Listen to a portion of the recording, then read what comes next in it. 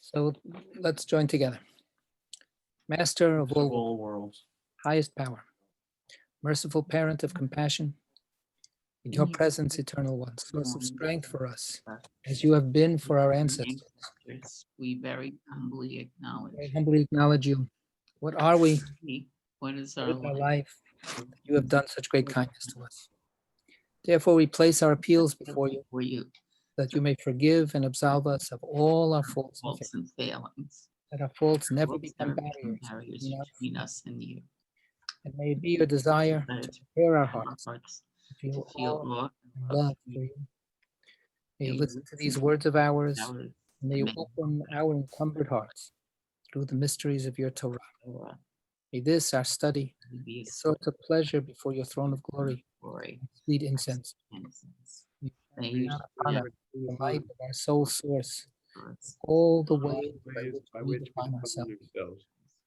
May the sparks of your holy servants, to whom you have revealed these words to the world, shine and sparkle. May their merit, ancestors' merit, and the merit of their Torah, their innocence, and their holiness stand for us, so as to prevent us from stumbling when we study. study these words. in their merit. May our eyes be illuminated Illumined by what we study. as in the saying of the sweet singer of Israel. Open my eyes that I may gaze to wonder at your Torah. Torah. May the words of my mouth and the thoughts of my heart be acceptable to you. Acceptable You, to my running to my Redeemer, What is the eternal who who grants wisdom, is from his from mouth the eternal's mouth, knowledge and understanding. understanding. Na na na na na na na na. Ah na na na. Na na na na na na na. Ah na na na. Ah na na na na na. Ah na na na na. Ah na na na na na na na na. Ah na na na na na na. Ah na na na na na na na na na. Ah na na na na na na na. Ah na na na na na na na.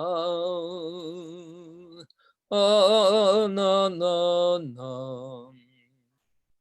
Na na na na na na na na. Ah na na na. Ah na na na na na. Ah na na na na na na. Ah na na na na na na na na.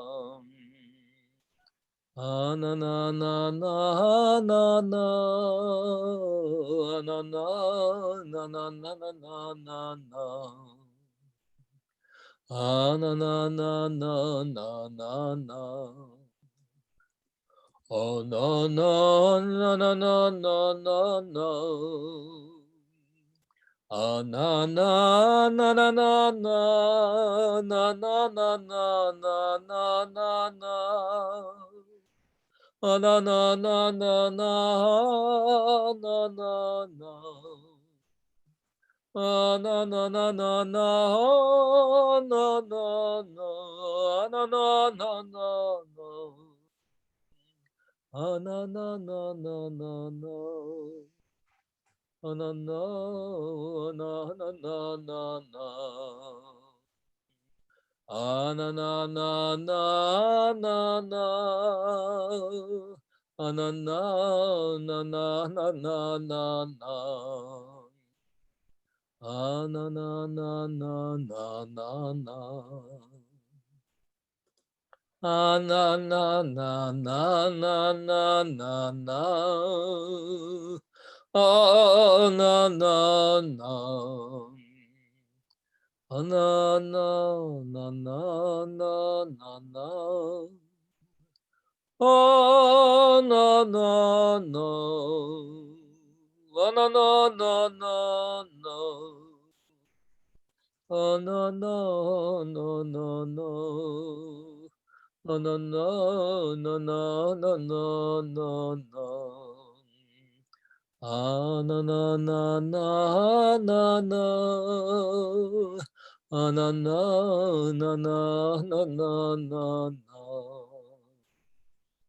Ah no no no no no no no.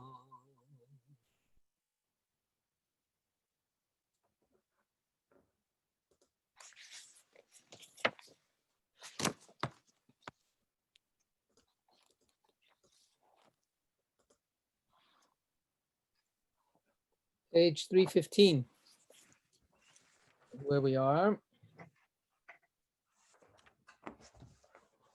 And we have a new opening. The second paragraph on 315, 315. He opened saying Esav, etc. So who's going to read for us tonight? I think it's going to be Beryl. I'm unmuted, that's good. Dwelling in tents? Yep. No, he opened. He opened saying, Esav became a skilled hunter, a man of the field, as has been said, while Jacob was a simple man dwelling in tents. Ish Tam, a simple man, Na Gevar, Gevar Shlim. a consummate man, as translated. Right. The Gevar Shlim, complete, Shalem, whole, completely put together, nothing missing. Okay, so we're continuing with this confrontation, right? This distinguishing between Jacob and Esav. So who is this? In what sense is Esav an ish tam? Right, the word tam, perfect, wholehearted, pure, simple. How does this befit Yaakov, Jacob? Go ahead. Dwelling in tents. Why was he Tom? Because of dwelling in tents, for he embraced two sides, Abraham and Isaac. Right. So first of all, sometimes the Gemara says that when you start studying, you should start with a joke. So I'm going to start with joke number 48. Okay? So that's it. So thank you. So, the guy goes to the psychiatrist and he says, Doc, I'm a wreck. Every night I have a nightmare. I have a nightmare that I'm a wigwam. And then I wake up and then I fall back to sleep, a fitful sleep. And it's terrible. I dream that I'm a teepee. And the doctor says, I see your problem. You're 2 tenths. Boom. But I'm glad that Sandra likes it. Good. So Jacob was 2 tenths, right? Yoshev Ohalim. The Zohar reads this, that he dwelled in not the tent, but in tents. And plural, the minimum plural is 2. So he dwelled in 2 tents. So of course, we have it here. In the simple, very and well-known midrashic approach is that he dwells in the tents. He's a scholar. He dwells in the tent of Torah. He's studying, right? This is the anachronistic projection that we have of, there's Esav is the wild man, and Jacob is good because he studies Torah. So now the Zohar says something a little bit different. For that, we could have just had 1 tent, the tent of Torah, the tent of staying inside. What's with 2 tents? The answer is each tent is the habitus, the realm of his father and his grandfather. Right? Remember that when Yitzchak meets Rivka, he takes her to Sarah's tent. And that is the moment when he is finally consoled that she is the worthy successor of Sarah. So the way the Zohar reads this is he lives in the tent of Abraham, and he equally lives in the tent of Isaac. Okay, so he imbibed, or he absorbed, both qualities, the qualities of Abraham and the qualities of Isaac, who are two separate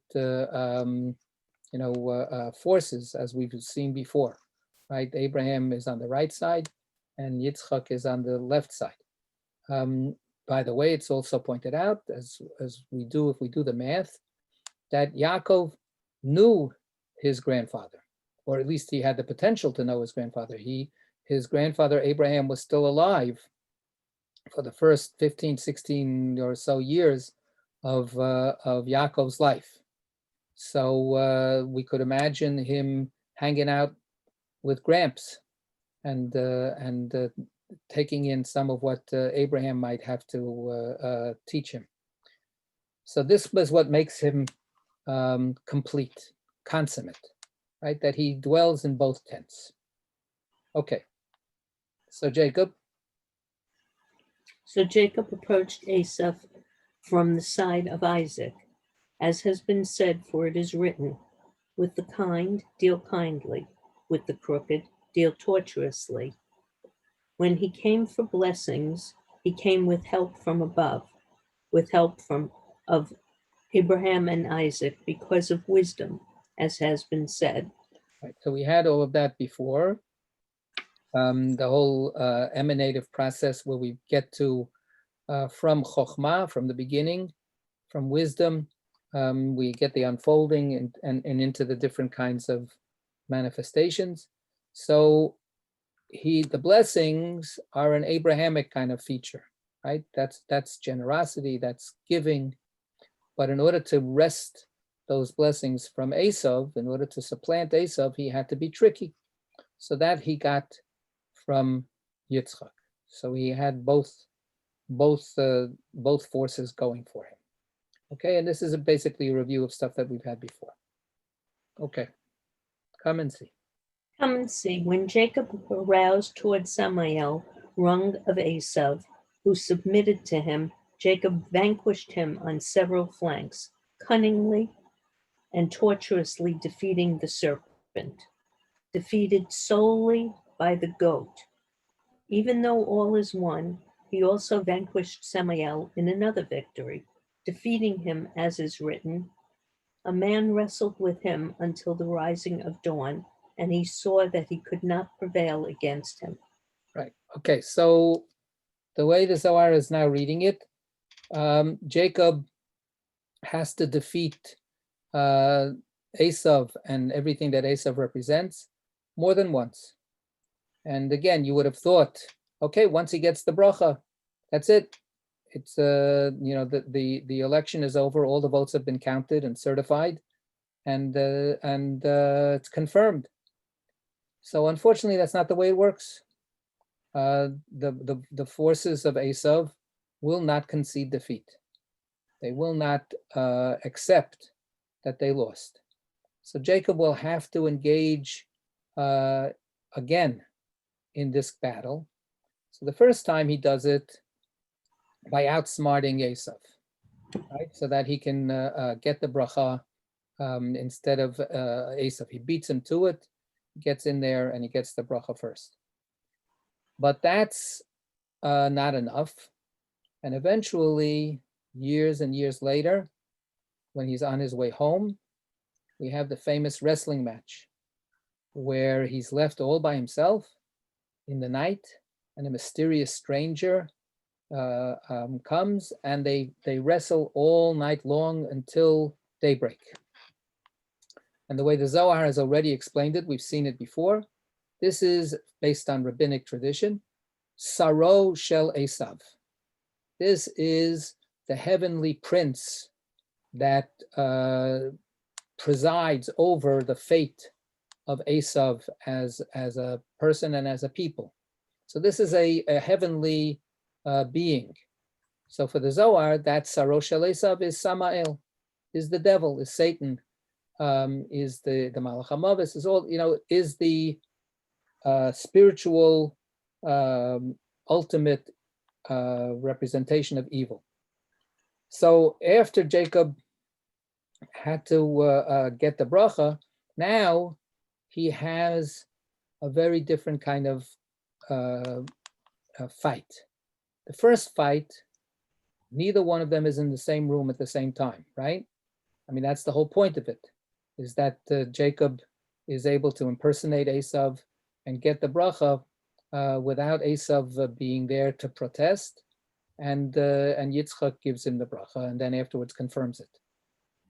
Who's in the room? Shechina is in the room with him, right? That's what we just also had a second ago, with help from above. But now it really is a face-to-face combat. Now there's no hiding, and there's no way to get around it. They grapple literally with each other. This is no more, doing it in any kind of other kind of indirect way. And nevertheless, he and defeating Esav should have done the trick. No, he had to defeat Samael in another victory, defeating him through this wrestling match. Okay, come and see. Come and see the immense virtue of Jacob, for he came seeking to eliminate him from the world, and that meaning Samael, as the note points out, Samael came to give him trouble and to destroy him. And that night was the night on which the moon was created. Yet Jacob remained alone, unaccompanied by anyone. Okay, so all right, keep on reading for a second. Go ahead. Now we have learned one should not venture out alone at night, especially on the night when the luminaries were created. Since the moon is defective, as is written, let there be no lights, spelled deficiently. Yet that night he remained alone. Now, when the moon is defective, the evil serpent is empowered to prevail. So Samael came and accused him, seeking to annihilate him from the world. Okay, so we have a lot of different pieces here of the picture, the puzzle. Okay, so we're supposed to eventually, after we put these pieces together, get a picture to appreciate how immense is the virtue of Jacob. How do we get there? So step by step. Samael figures that this is the best chance that Samael will have to get Jacob by attacking Jacob this night. And according to the way everything was calculated, this was, if you look at note 423. Night on which the moon was created, the eve of the fourth day of the week.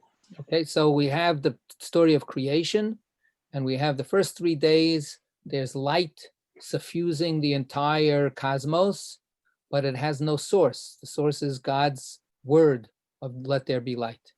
Finally, on the fourth day, that's when God creates material sources of light, the ma'orot, the lights, the great lights, and they are specifically created for the sake of this world, this material world that we live in.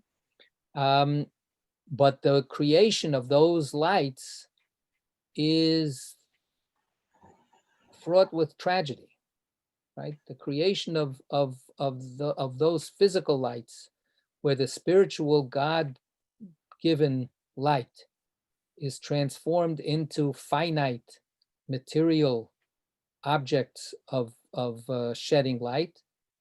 That is, it has within it an element of failure or of defeat. And that's signified by the fact that the word lights is not written with the full number of letters that it could be written with. It should say me'orot with a vav, or maybe even two vavs, and it doesn't say it. Instead, it says that, as we have here, mem, aleph, resh, taf. So the vowels are missing, and the vav could be those vowels. We read it me'orot, but it could be read as me'erat or me'erot, which is curses. And the lights are deficient in the way that the writing is deficient. Now let's just recall for a second that we had a little bit of playing with writing and with words a couple of pages back.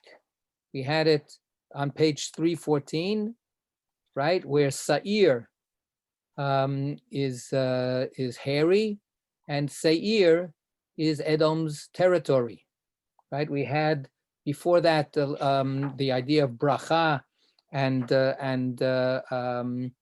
bechorah, right? The blessing and the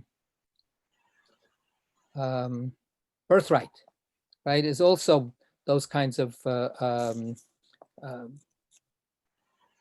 mixing of the same letter. And we had other examples too, where the Zohar shows that some of the wonders of the world are embedded in these Hebrew letters that can be, mixed in different ways to show that they're connected in unsuspecting connections. So here the word me'orot, which means lights, what could be better than lights, is also connected to the word curses. The curse being, as we've heard the story many, many times, that it should have originally been two great luminaries. The sun and the moon should have been equal, one for the daytime, one for the nighttime. We're not going to go through the whole story again, but the moon ends up becoming defective in two ways. First of all, it's not, or in three ways. First of all, it's not the same size as the sun. Second of all, it doesn't have its own light. It only has reflected light from the sun. So it's not an independent source of light. And third, it's not constant because it goes through phases. So it's a flickering, incomplete kind of light.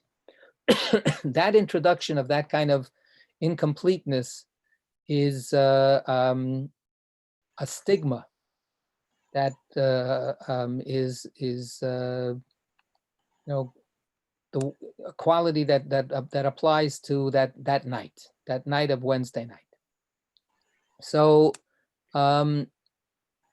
Samael sees this night as his time, right? This is the time of curses, the time of incompleteness, the time of fracturing, of brokenness. This is what he can try to capitalize on. And then we have the Zohar quoting from rabbinic sources that this is an old story, that people had this sense already from before. Don't go out at night, and especially not on a Wednesday night. These are bad times.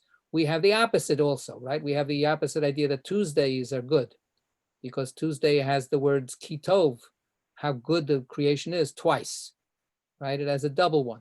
Monday doesn't have it at all. Monday, not so good. So we have, a kind of an evaluation of different days, which ones are better and which ones are not. And this is the time that Jacob is attacked by Samael. But Jacob is also Vayivater Yaakov levado. Jacob he was left behind all by himself, right? Because he's freaking out about his brother's approach. and he's separating all of the camps and all of the people and so on. And then it turns out that he's on one side of the river Yabok, and he's all by himself. And that's the perfect time for Samael to be able to attack. So all these disadvantages are inherent in Jacob's situation at this point. And Samael came, and the evil serpent is empowered to prevail at that point. And Samael came and accused him. What is that all about?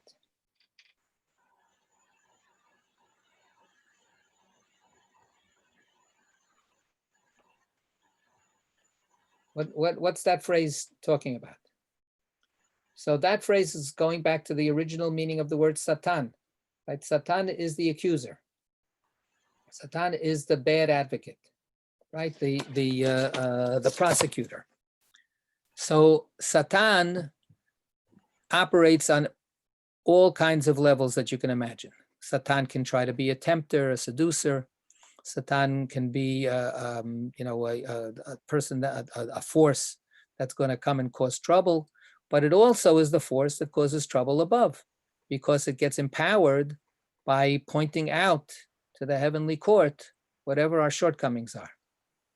So that's what also endows Samael with the legitimacy and the strength to go about all the trouble and terrible things that Samael does, because Samael can point out that we deserve it. So here we have Samael attacking the Gvar Shlim, right? The perfect, consummate human being. But apparently even that perfect, consummate human being is open to prosecution by those that want to attack him. So Samael takes this as the golden opportunity.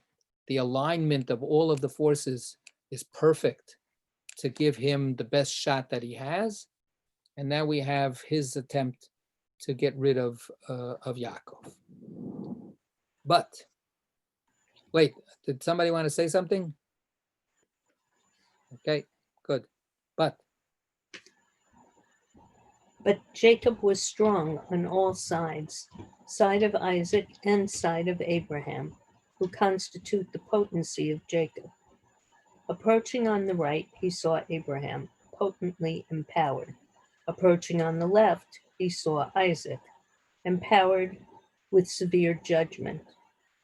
Approaching the torso, he saw Jacob, empowered on both sides surrounding him, from here and from there. okay, so let's stop for a second. So now the Zohar is actually giving us a play-by-play, a blow-by-blow description of the wrestling match.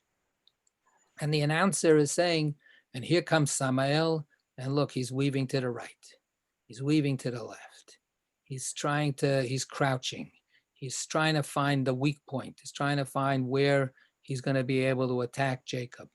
And when he sees to the right, it's not such a great place to attack, because on the right-hand side of Jacob is Abraham. And then he tries maybe from the left-hand side, no, can't go there either. Too strong, Isaac. So this is the way that the Zohar is actually, telling us about this weaving that that Samael is doing in approaching his wrestling partner. So he has, he's thwarted on every side and in the middle, right? Because Jacob is perfect, right? Jacob is, Mr. Universe. Every single part of him is perfectly developed and perfectly, strong and exactly the way it should be. So how is Samael gonna pull this off? So now we're in the middle of the paragraph. The word so. So Okay. when he saw that he could not prevail against him, He touched the socket of his thigh, a sight outside the torso, one pillar of the torso. Then the socket of Jacob's thigh was wrenched. Okay. So we have in the notes that this is a different element or a different kind of manifestation of divine potency. The thighs are one way that our netzach and hod are described, and we have the divine body, so to speak. So the torso, the middle trunk, is Jacob. The arms are Abraham and Isaac, and the legs are Netzach and Hod, and then the phallus is Yesod. Right. So this is the way that the names are allocated in a kind of an anatomical dissection of the divine body. So, but what the Zohar says is taken from the verse that this mysterious celestial being plays, I don't know if it's plays dirty, but he gets him in some kind of pressure point or some kind of way of a weak point. A low blow. A low blow, thank you. And he gets him in the thigh. And that's why he's able to get him, because it's the thigh. So what do we make of that?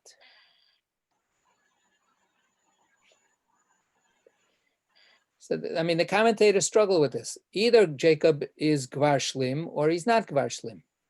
Either he's a perfect specimen, so to speak. He's perfectly endowed with all of the requisite divine potencies that you need, that anybody could possibly imagine. And therefore, Samael should not be able to approach him in any way. And no, but the thigh, he can get him in the thigh. Well, isn't his thigh also perfect? Right? Isn't his thigh part of his perfection? If the thigh is one of these divine manifestations, so it's also divine. So it's also a sustaining, powerful element. And yet, the Zohar says, no, guess what? It's vulnerable. The thigh is vulnerable. So the thigh, yeah, all right, Len. Isn't the thigh in biblical language sometimes, or more than sometimes, a euphemism for the phallus? It's and either that's an area of vulnerability. Right. It's either a euphemism for the phallus, or it's just a very close area that has to do with ways of talking about sexuality and eroticism, generative issues, for sure. Right. Yeah, that's the point. You're right. You know, we've had it before when Abraham makes his servant swear to him that he's not going to betray his promise. He's going to bring back the right bride for Isaac. He says, "Simna yadcha tachat yerechi," put your hand under my thigh. Right. This was the way that you swore. Later on in the biblical story, when Jacob makes Joseph promise that he's going to bury him in Me'arat HaMachpelah, in the cave back in the land of Israel, he's not going to leave him back in Egypt. He says, "Simna yadcha tachat yerechi," he says the same thing. No, I want you to swear by putting your hand under my thigh. So, yes, the thigh is connected, like the song says, the thigh is connected to the hip bone and the hip bone's connected to whatever. Did they actually mention the phallus in that song? Why not? What happened? So, but yes, that's the point. So, okay, but even if that's the idea, so let's unpack that a little bit. In what sense then is that a point of weakness?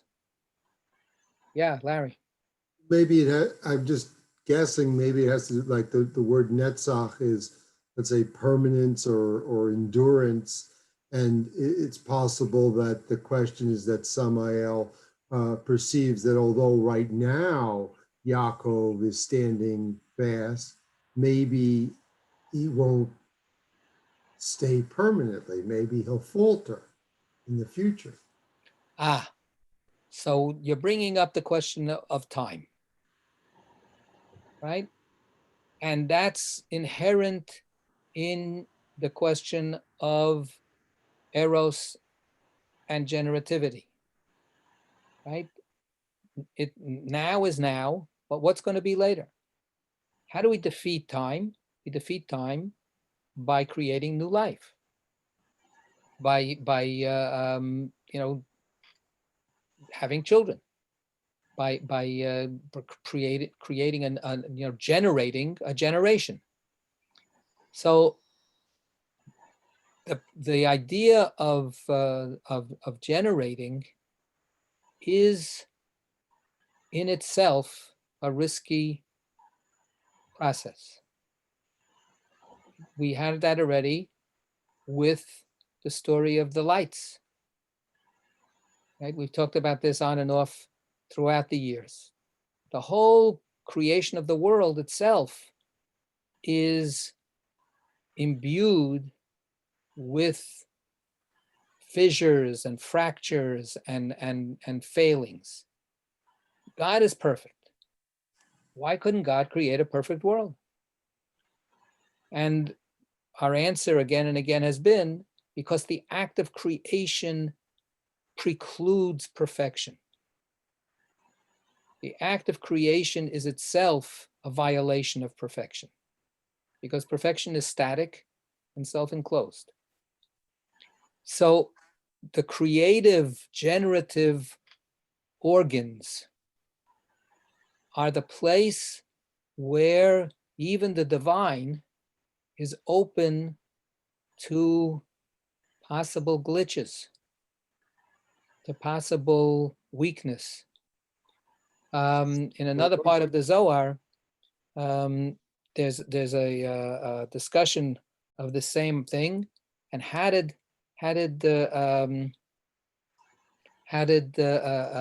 Samael get a grip on a weak spot? You know, the analogy, of course, is like the Achilles heel, right? Here's Achilles, is totally invincible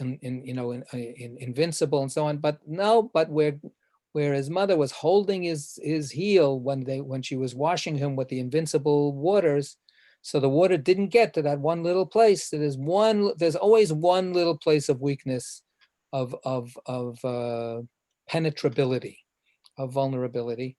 So the Zohar says over in this other place, how could Samuel get the yerech? What's the yerech?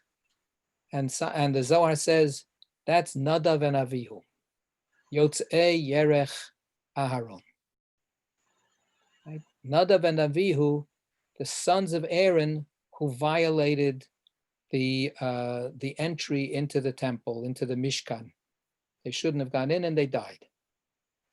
So that's this drama of that permeability invites, or at least is certainly open, literally open to violation, open to failure, and to any force that will take advantage of that vulnerability. Rabbi? So that's half a second. So that's Samael's opening, right? Literally. Yeah, Mark. I want to go back to something that I said last week that I've been thinking about since last week. When I drew that parallel between Eve comes out of Adam and Jacob comes out of Rachel. Yeah. But of course, Esau also comes out of. So right. If you elaborate that, then is it possible that the snake is actually part of Adam? And this, when you think of the metaphor of the snake that fills Eve with slime, that's an obvious metaphor for sex. So if that's the case, then evil is located in the process of generation. that the initiation of evil has to do with generation, which has an interesting relationship to the Christian version of original sin and all of that stuff. But without even getting into that, so that's a whole possible way. But the thing that confuses me, aside from the fact that in the rules of kashrut, it doesn't say don't eat the penis. It says you don't eat the vein, in the thigh, but we won't get into that. Good. But the yesod, the phallus, is a very important aspect. So I really now don't know what to make of all of this. With the identification of the thigh, and okay, so you're shaking your head, so I guess you got my point. So yeah, I think that you're talking about very germane and absolutely spot on issues, literally issues. Yeah, I mean the phallus looks like a snake. I don't know if it tastes like a snake, but whatever. People have made the connection between the phallus and the snake throughout time, and the connection is just begs to be made. So yeah, I think that you're right. And that's the paradox in the end. And to a certain extent, the way that we get out of of talking about the paradox is by not talking about yesod and talking about the thigh, right? We don't want to talk about the phallus, so we talk about the thigh. It's a deflection, but really it's a deflection because we really are super aware and sensitive to the fact that actually that's where this problem comes up. Yeah. But that goes back to Larry's problem of the perennial problem that Larry brought up last week about where does evil come from. So now evil comes from the generative process of human males, but by the same token, human males are made in God's image, which then connects evil with what you were saying before, which is the very generative process of creation. Right. And this then explains why all of the uncleanliness of discharge and all of that stuff. I mean, it really puts the whole notion of not sin as much as, uncleanly, I'm blanking on the Hebrew word, tameh. Right. I got it right. Okay. Tameh is the adjective and tumah is the noun. Well, okay, so the whole idea of something being tumeh is associated with sex, with menstruation, with etc. So it fits together anyway, for want of a better word. Well, it fits together. Sorry about that. Perfect. Shleib, it's perfect. It's tam. It's completely perfect. You got and that's part of the paradox as well, right? That in terms of human perfection encompasses both of these aspects. The generative member and the generative act is both the holiest and the most necessary act, and also the most dangerous and the most subject to immorality and to spiritual corruption and so on. That's the most important place and also the most vulnerable place. And back when you used to complain all the time about what gives with this fixation on masturbation, and then because that's part of again, it's like dealing with that place without understanding that you have to be so careful. Don't touch, literally. Don't go there unless it's for the sake of the necessary, and even when it's necessary, the very risky act of coupling and generating. And then Larry's second point, that the real danger is you end up with kids. That's the deal. That's right. And what's the redemption? You end up with kids. Grandkids. Oh, grandkids, right? Okay, yeah, sure. Right. That's what it is. So yeah, which is this back and forth. So I have a question. yeah.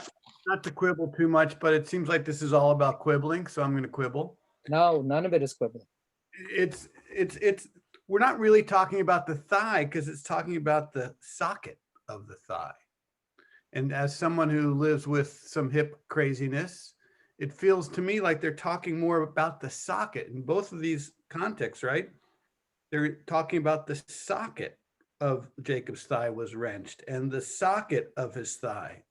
Why emphasize the socket? So that's one translation of many translations. It's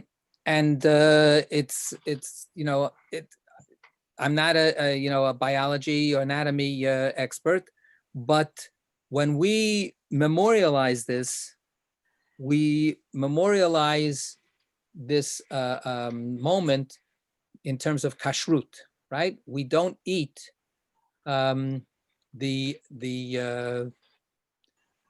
sinew or the nerve, the sciatic nerve or sinew. There's a sinew that runs through the thigh, which is understood to have been pushed or pulled or twitched or pinched or something like that to create the limping that Jacob suffered. Mhm. But it doesn't seem to have been like the hip displacement. It's not about the hip. It's something to do with the thigh, something in the thigh that was vulnerable. But the thigh itself is, as the thigh is the place where this vulnerability was. It wasn't, the guy had, Jacob had terrific abs. He wasn't hitting the solar plexus. He wasn't hit in the jugular. He wasn't, hit in the funny bone. It was a weakness within the region called the thigh. I can't be more specific than that because I can't show you diagrams of what it is. I don't even know if we know. But the socket is a translation that I wouldn't get too focused on. Mhm. Yeah, The the socket could be not so much where the joints go. The socket could simply be a depression between the muscles of the thigh. I mean, right, if you, sort of where you have your pressure point in there, if you're, where the artery there, all that, it feels like the thigh, we're getting lost a little bit in the thigh and this image of, the power and the serpent. I don't know. It seems to me there's more essence in this socket, in this connection right there. Not necessarily the hip bone, but right there where, everything's flowing up into your torso. Right, but so go with it. I'm inviting you, work that out if you can. But still we have to answer from the vantage point of the Zohar's description here. How does the Zohar understand that that's more vulnerable than any other place where you have muscles and sinews and everything else, where Jacob is completely actually, untouchable as far as Samael is concerned? Why did he have to go into that secret place within the thigh? Why was that vulnerable when everything else was no longer vulnerable? Yeah, Larry. Well, it seemed to me also like, to some extent, that this is like a midrash, which is explaining a problem, which is Samael, the man was wrestling. Samael's an angel, yeah. Okay, he couldn't win. So why didn't he just stop? Instead, he couldn't win, so he wrenched the kaf yericho. He wrenched the joint of his hip or his thigh or whatever it is. That doesn't actually make sense why he would do that. Like, sure, in other words, back to your thing about the low punch. The guy says, I'm not going to be able to defeat this guy fair and square. The guy is too good. The guy's too strong, spiritually, physically, whatever, however it is, you can flip it all around. So therefore he has to play dirty. So therefore he has to find the one place where he can get him, that he could still succeed. And then his hope is this is going to bring him down. This is going to make Jacob give up. So this is where Jacob does not give up, despite the pain and so on. He doesn't let go. That's where the angel, the wrestler, whatever it is, he thinks if I do this, that's gonna make Jacob go, ow, I see. loosen his grip and let go. Yeah. It's Len. trying Yeah, everything. yeah. Okay. But he picked the wrong thing, because there's a pasuk, a verse, Netzach Yisrael lo yishaker. Yeah, so Netzach is the thigh, and Yisrael is Jacob. Lo yishaker. He's not going to get him in the end by the thigh. In the end, it will work out, right? But he didn't know that. He didn't know that verse. The devil can quote scripture, but not all scripture, apparently. So, but that's that's of course a nice midrash right there. Yeah. Okay. So this is all part of a description for us to be able to actually appreciate how great Jacob was. Right. So remember, that's the intro. Come and see the immense virtue of Jacob. So we're gonna go one more paragraph, and then let's pause for a second and let's see if we can figure out. So what is this virtue that we're talking about? Go ahead. Once morning arose. We're now on 3:17. Beryl. Once morning aroused and night had passed, Thank you. Jacob was invigorated, while the power of Samael languished. So he said, "Let me go." His turn had come to chant morning song. He had to leave. So he confirmed the blessings and added another one, as is written. He blessed him there. Okay. So that's the end of the match, right? In the end, they're in this standstill.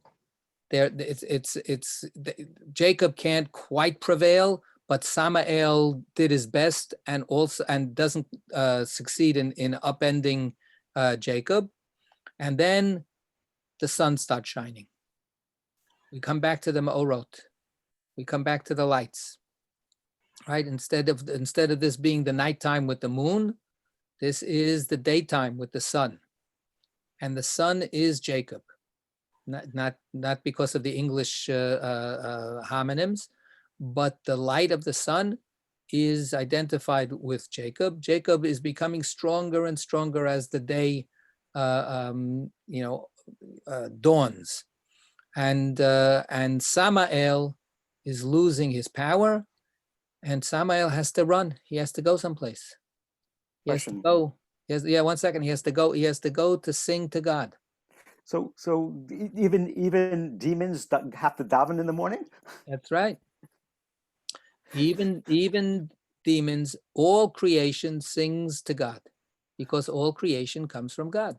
So all creation knows that it is God's creation, except for human beings. Human beings are the only creatures that can forget. But every other creature, by its very existence, is what it is and knows that that's what it is. So Samael is going to go back up to heaven and take his place and acknowledge that God is God. Yeah, remember we said before, the accuser.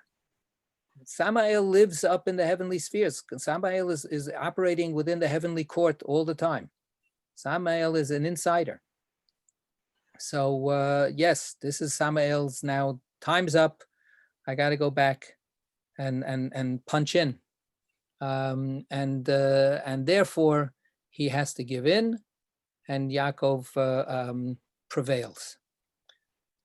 Yeah. So now let's come back to that original statement. Come and see the immense virtue of Jacob. How would we summarize that virtue? What is Jacob's immense virtue, given this whole description of the wrestling match?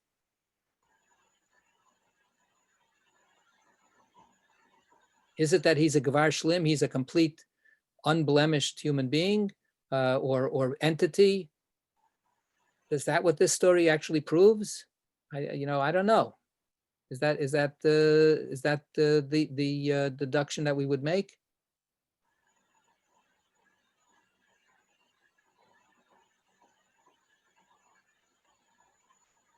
In what sense, besides the fact that he actually pulls through, or maybe that's not, in what way is this story showing us how great Jacob is?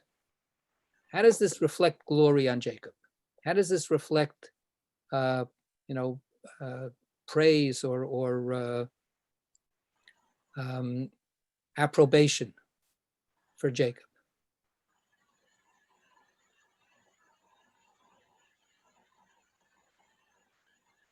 Larry. That he summons both, all different parts of God. He summons the Chesed on the one hand, Abraham, and Gevura, Yitzchak, and he summons them and brings them, the opposites, together, and that's what his glory. That's what his was his. So we knew that before. What we didn't know until we get to this story is his thigh. You know anything about his thigh before?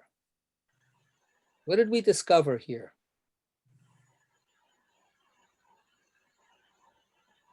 He has stamina. That he Yeah, continues. in a certain kind of simple way. That's but more than just he. Despite his vulnerability, despite the fact that he is attackable in his thigh, despite the fact that his thigh is actually damaged by Samael, he doesn't give up, he doesn't let go, and he then is able to get a second wind, so to speak, to be able to finally defeat Samael, right? That's his name after all. Samael shakes his head and goes, boy, you wrestled with human beings and with God, and you prevailed, right? So who's the human beings? The human beings maybe is himself. I'm not talking about this in a psychological way, but in the sense of he is vulnerable like a human being. And nevertheless, he does not let go. He doesn't let go of Samael, and he will insist in the end, despite his pain, despite his lameness, he leaves this fight, he's lame, right? That's what the Torah tells us. He's solei al yerecho. He is limping on his thigh. Yeah, Len. Yeah, I think in the biblical text that the idea of wrestling is expressed in at least three different ways. Of course, in the name Yaakov, right? Vayeyavek, he wrestled, which has the same root.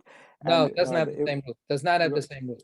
Yavek, okay, and the river Yabok, which also is related. Yeah, so there's sound. So, there are sound at least sound. The roots are different. The roots are different. Okay.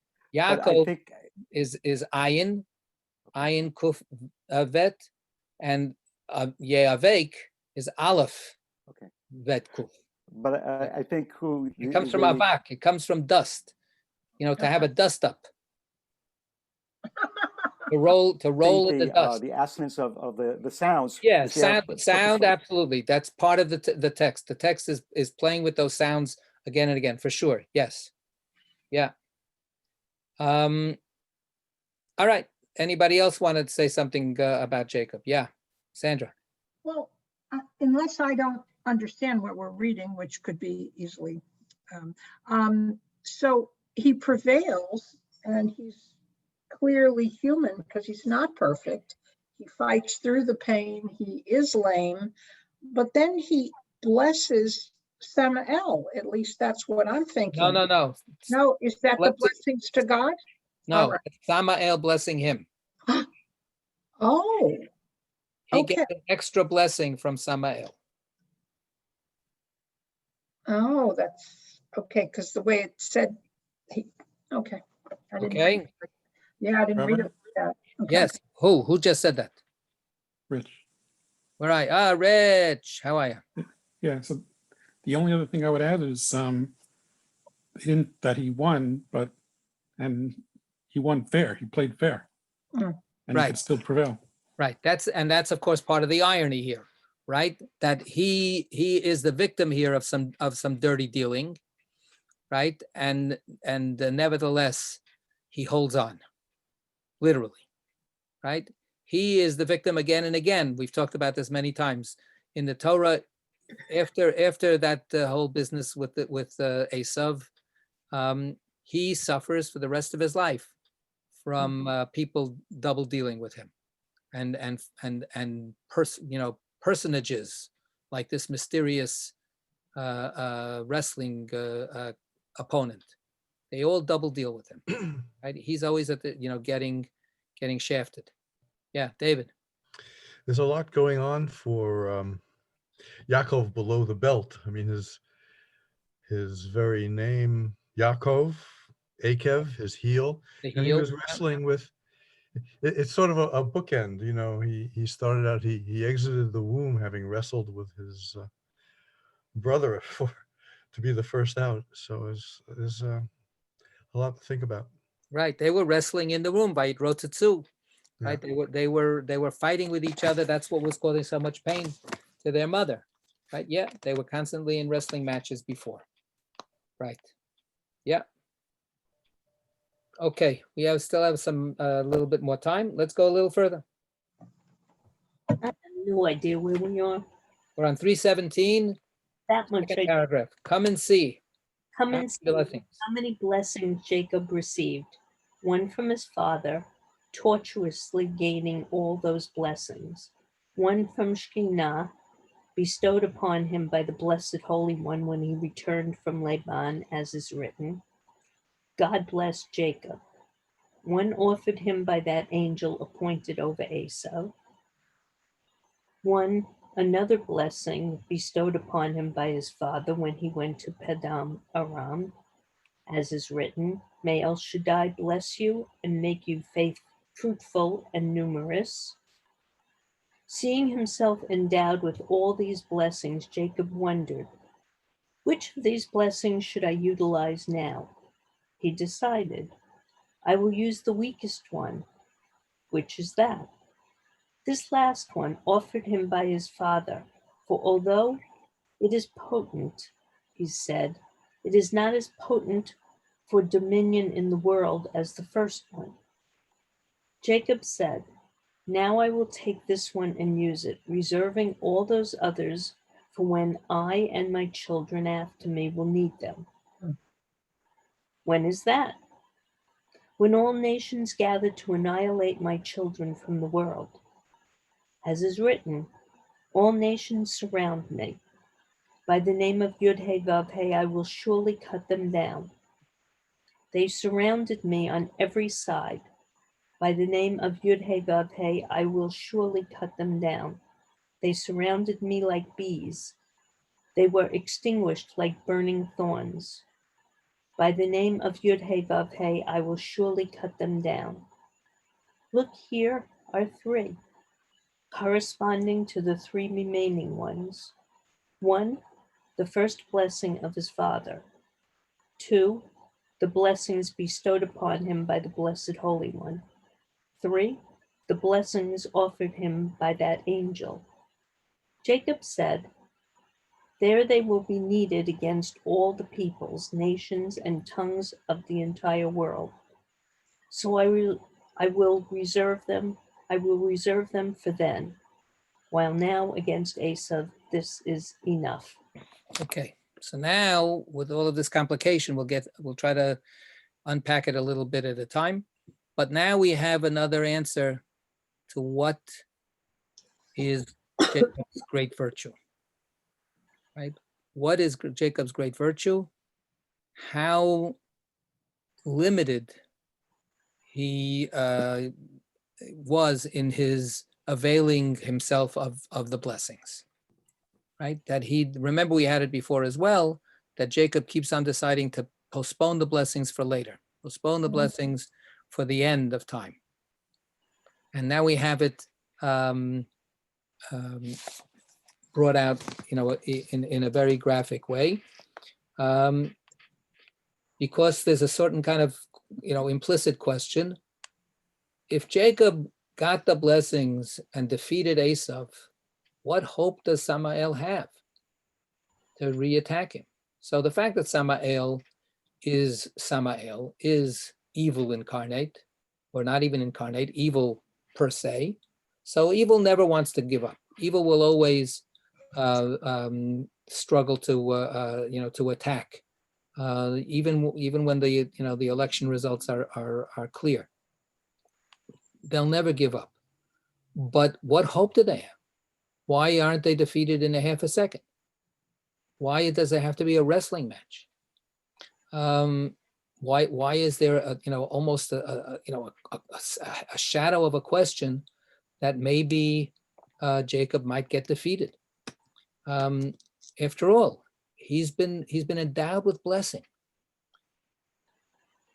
So this is where the Zohar comes in with this idea that Jacob is not using his full arsenal of blessings.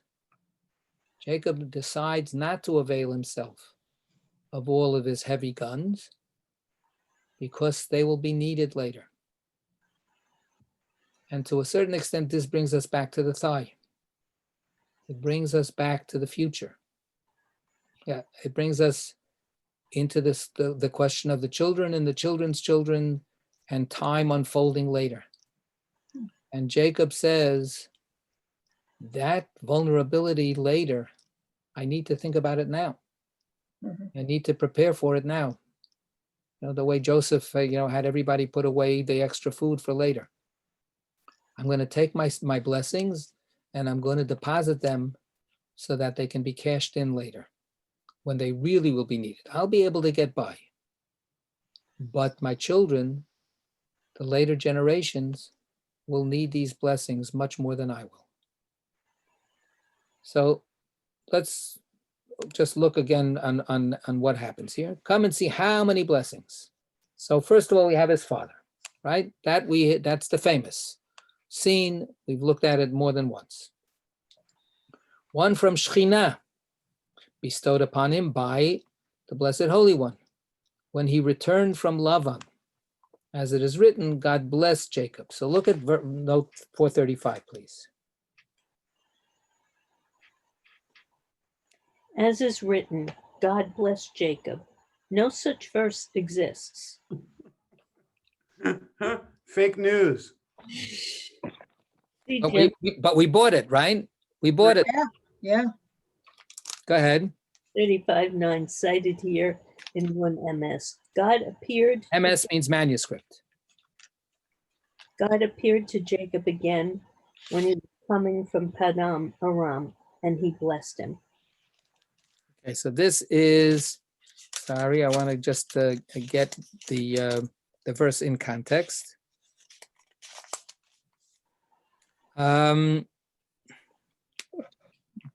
So the verse is, and the Almighty appeared to Jacob again as he was coming from Padan Aram, and he blessed him.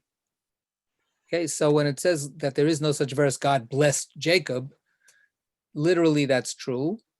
But what it's really signaling is, yes, it says that God appeared and then God blessed him, right? And this is the second time where Jacob's name gets switched to Israel.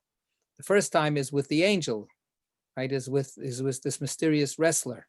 But here, it says God appeared and blessed him, and the Almighty said to him, Shimcha Yaakov lo yikarei Shimcha od Yaakov, ki im Yisrael yeshmecha, vayikra et shemo Yisrael. Right? God said to him, your name Jacob, right? You're not going to be called your name Jacob anymore, right? There's this repetition, but rather Israel will be your name, and he called his name Israel. Vayomer lo Elokim, and then the Almighty said to him, Ani kel shakai, krei urevei, goyu kahal goyim yiyeh mimeka umlachim michalatzecha yitzei. I am the force, the power, the God that rules all of nature and distributes all the bounty of nature. Be fruitful and multiply, and you will be, from you will come out nations and flocks of nations, and kings will come out of your loins. So we get a little more generative stuff going on. Yeah. So that's what's being referred to here. And according to this, but according to the Zohar's enumeration, if that's the blessing there, then let's keep on going. One more is the angel appointed over Esav. That's the wrestling match. So now we've got 3 blessings, right? One, another blessing bestowed upon him by his father when he went to Padan Aram.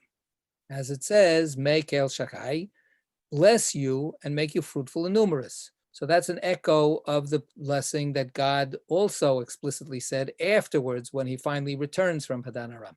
Remember that Isaac reconfirms the blessing with open eyes and full consciousness that he's talking about Jacob when Jacob has to set out on his trip, because he's running away from his brother. So Jacob gives Isaac gives him that blessing as well. So how many have we had? 4, right? We have 4 different blessings.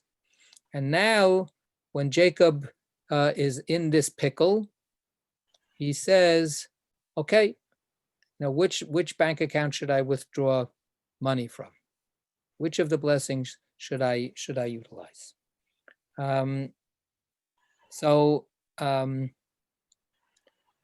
This last one offered to him by his father. For although it is potent, it is not as potent for dominion in this world as the first one. So just if you look at the 436. As the first one, as his father's first blessing, may peoples serve you and nations bow down to you. Be master over your brothers, and may your mother's sons bow down to you. So we had this alluded to earlier. This is the assurance that he will triumph over Esav. Right. This is the point where he gets. This was the blessing that he got when Isaac was still blinded and trying to give over a blessing perhaps to Esav. He gave this premier blessing, the blessing of domination. So the second blessing, the confirmed blessing that he says when Jacob is about to leave, just wishes him well, but doesn't give him a promise that he's going to be the dominating brother. So he could have, simply taken out his, ace in the hole and used that blessing to defeat Samael, and he doesn't, right? That's his choice. So his choice is to defer it to the future time when it really will be needed. And he's going to go into the wrestling match with just the regular sense of blessing. But that regular sense of blessing, could be arguably compromised by the wrestling match. And then nevertheless, Jacob has faith that he's going to come through. That's Jacob. Okay, we're going to stop here for tonight. And I hope that we'll see each other soon. Okay. Thank you, Rabbi. Sei gesund und stark. Thank you.